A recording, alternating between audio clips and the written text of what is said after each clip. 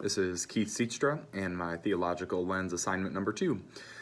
So I want to kind of preface this with saying when I knew we were going to do a Theological Lens assignment, one of the very first things that came to my mind is, and why I have this coat on, is I'm a sports guy. And I think there's lots of things that are embedded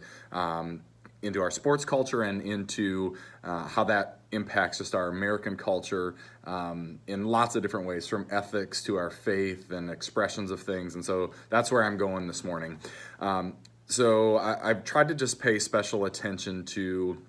this NBA playoffs, and not only watching the game, listening to commentators, but also listening to sports talk shows, and really just kind of listening to people around me who I know are really basketball fans, and what's the conversation about, and what kind of things are we hearing. And so when we think about the symbolic world that this represents, I hear so many terms, and maybe they're said a little bit differently, but just terms of what it means for us to live and to have faith. And so I think the most notable one, and maybe an example that we've all heard of, is this idea of in the midst of a game, sometimes we see what really authentic worship can look like, and that it's a reminder for us that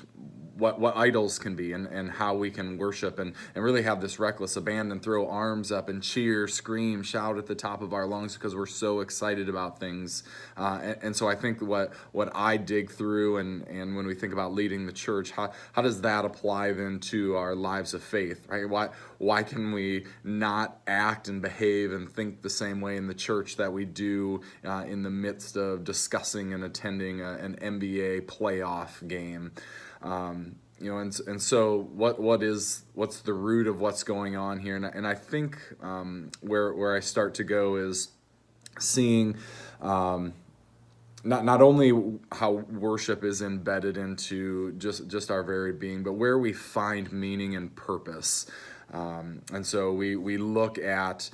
star athletes who make a ton of money, and we are just like, man, sometimes if I could just be them, if I could just have access to what they do, then I would find happiness. And then we see that, I think, played out when you listen to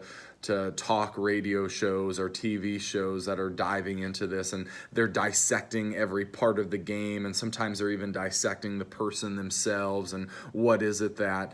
makes them a great player or a great person. And sometimes we hear them talk about things that we would consider very godly, the ways that they serve their community, help be a voice for those who don't have voice, and sometimes it can be very earthly, and like, the amount of time that they spend in a gym, and just the athletic ability that they have, and what kind of superstar are they? Do they have the ability to take over a game? And so I think both of these things are just their intention for who we are as people, and how we find meaning and purpose in this world. And so I think we would know that the media probably does nothing to help dissolve that. In fact, they kind of blow both of them almost out of proportion sometimes, and we're left going, man, like, that's what my life has to look like if I'm going to have influence or make a difference, and we can miss seeing the intimate ways that we can enter into people's lives. And so when I think about how can this be a place of conversation with other people, well, what I'm grateful for is this is usually a great conversation starter, right? Everybody, at least in my social circle, is very aware of what's going on athletically, and they all have a rooting interest. And so, we can begin those things. But I think even just to begin to say, man, how did you... What do you make of these sports talk show people when they talk about this, and they almost elevate this person to some type of god, or what do we do when they're really tearing this person down, or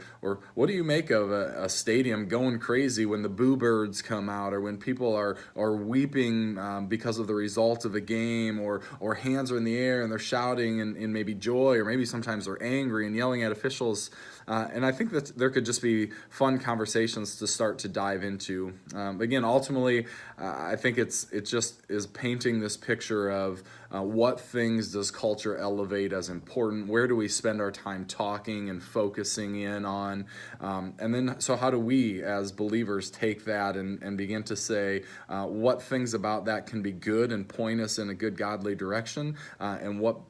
of those things do we have to be mindful of, because they can very quickly take us down a rabbit trail that diminishes our faith more than builds it. So a fun thought for me to just reflect on how sports, specifically the NBA playoffs, is just this small snippet within our culture of how we look at and view things.